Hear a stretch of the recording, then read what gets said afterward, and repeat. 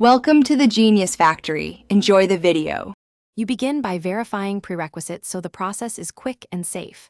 Make sure you know the device model and Android version because steps vary slightly. Once done, confirm you can unlock the phone and access settings.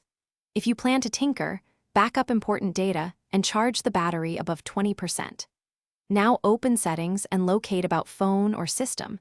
This first action starts re-enabling developer options and prevents surprises later. You now perform the core steps. In About Phone, find build number and tap it rapidly 7 times. When prompted, enter your PIN or authenticate with biometrics. This confirms you own the device and enables the menu.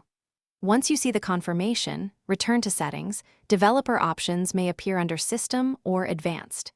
If it's still hidden, use Settings search for Developer to surface the menu, because manufacturers sometimes relocate the entry to custom locations.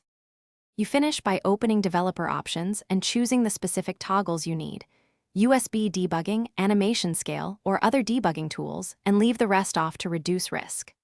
To remove the menu, toggle the master switch off or clear settings app data. Note this may reset other preferences. If something goes wrong, reboot first, then verify OEM-specific steps since skins differ.